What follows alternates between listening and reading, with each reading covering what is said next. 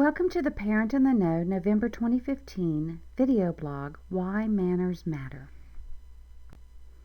Hello, I'm Dr. Lilladale McManus, President and CEO of Parent in the Know. We do parenting and child social emotional assessment and reporting, and our mission is for you to have an effective and enjoyable parenting experience to support those ever-important positive child outcomes. One of the ways we do this is to showcase the applications of research around relevant topics of interest to parents and those who work with families. While always important, the spotlight on good manners gets brighter as we approach the holiday season. This month I'm exploring how manners can help balance children's independence and autonomy with respect, tolerance, and care towards others. Western society is known to value the individual, but you might be surprised to learn that with respect to child rearing, this has not always been the case. Dwayne Alwyn looked at data collected in the 1920s and then in the late 1970s on this trait and several others to ascertain those parents desired most in their children. Here's what he found across this 50-year span. Independence, which was defined as the ability to think and act for oneself, rose from 25% of those considering it a most important trait for their children to 76%. Strict obedience dropped from 45% to 17%. Loyalty to church dropped from 50% to 22%. Good manners dropped from 30% to 23%. Tolerance, respect for opinions opposed to one's own, increased from 6% to 47%. And social-mindedness, a sense of personal responsibility for those less fortunate, rose from 13% to 29%. A fascinating overall picture emerges here and is tied to Alwyn's point, as well as other scholars, that the values of parents reflect what traits they believe their children need to possess in order to be successful in modern society and life. Parents in the early 20th century were much more likely to value obedience to family and societal institutions such as the church, and to not be open to ideas and opinions of others which might undermine such obedience.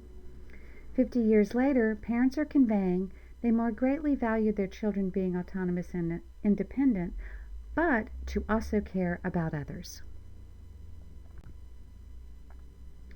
While these data are somewhat dated, I do believe today's parents still want a similar pattern of traits for their children. In truth, this can be difficult.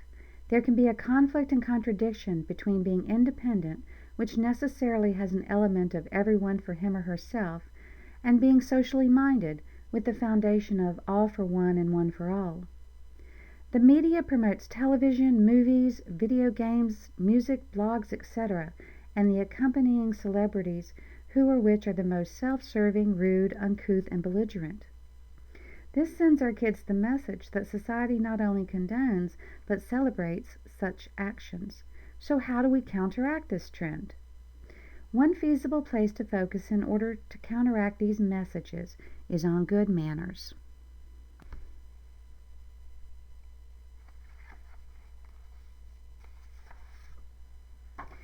Manners are founded on respect for oneself and how one presents oneself, and also on respect for others, that they are worthy of consideration. This actually closely aligns with authoritative parenting, which highly values autonomy but goes well beyond just independence in thinking and actions.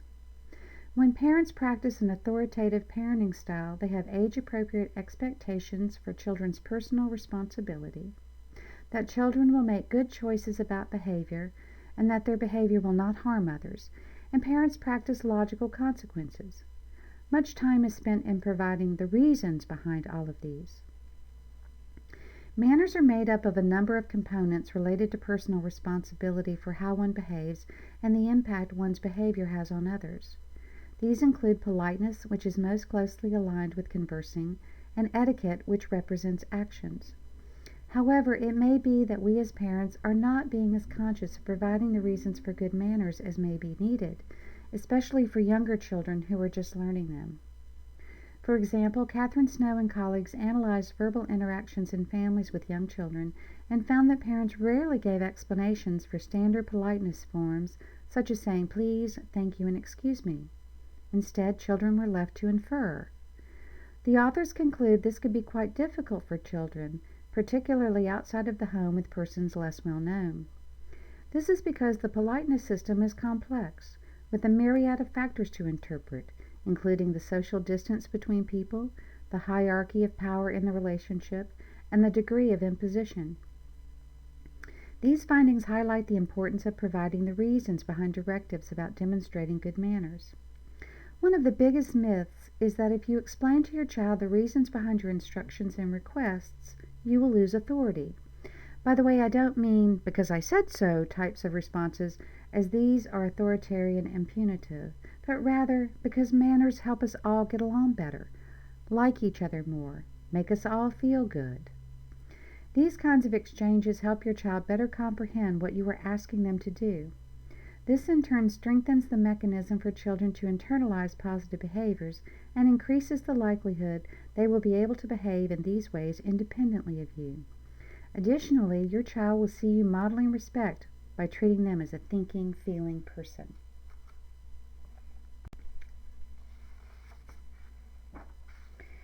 Let's take a look at how this can play out in a scenario. Respect for the elderly is one area which has suffered from a lack of manners from society, but politeness and etiquette dictate this should not be the case. Define manners for your child as respect displayed by kindness and consideration. Depending on the age of your child, they are more or less aware of designated parking and seating for those in wheelchairs, for example, with the vast majority being the elderly.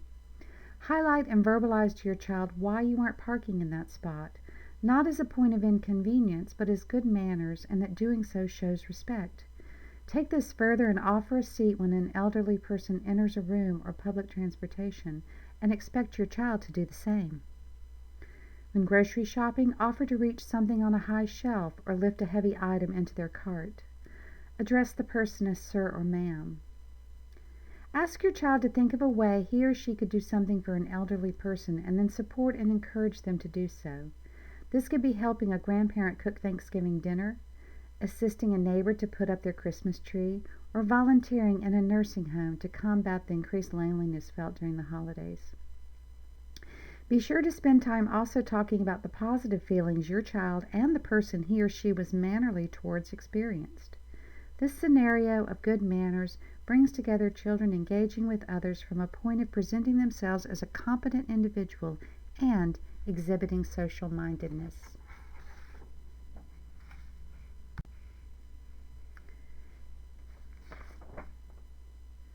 There is an added benefit as well.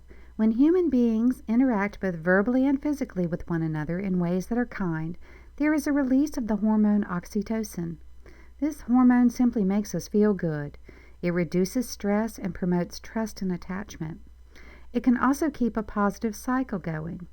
Kosfeld and Associates, for instance, found that the release of oxytocin affects the person's willingness to take on social risks that emerge around interactions with others. These positive feelings further serve as positive reinforcement, which makes the chances they will be repeated by your child greater. In closing, as parents in a competitive society, we doubtless want our children to exhibit independence and assertiveness, yet too hard a push toward individualism can undermine kids' sense of goodwill. By giving your child the gift of good manners, they will have an important tool which will allow them to succeed as individuals who can also exhibit friendly, helpful, cooperative feelings and actions towards others. I'd like to now share the references used in this piece. Alwyn, 1988, From Obedience to Autonomy, Changes in Traits Desired in Children, 1924 through 1978, found in Public Opinion Quarterly. Kosfeld and Associates, 2005, Oxytocin Increases Trust in Humans, found in the journal Nature, and Snow and Colleagues, 1990, Developmental Perspectives on Politeness, Sources of Children's Knowledge, in the Journal of Pragmatics. And you can find the original blog post at parentintheknow.com/Why Manners Matter. I'd like to tell you a little about us. Parent in the Know specializes in parenting role and child social-emotional research-based assessments for parents of children ages 3 through mid-teens. The assessments are received and returned by mail and completed as self-report. Parents receive a report with scores framed in the research literature, and for parents on a continuum of more to less effective parenting, and for children on a continuum of above to below average functioning, based on how they compare with children their age and gender. Among many others, areas specifically assessed are support for child autonomy and parenting style in the parenting role assessment, and responsibility and empathy in the child's social emotional assessment. If you are interested in knowing where you fall on the continuum of parenting wellness, and or if you would like to know how your child is doing with regard to social emotional wellness, I invite you to learn more and get started at parentintheknow.com. If you're a counselor, therapist, or parent educator who would like to include assessment in your practice through us, please visit the partner program on our website. Thank you for taking the time to view this video blog. I hope this information has been valuable and that you will also share it with others. And please follow us on social media to learn more about research-based effective parenting.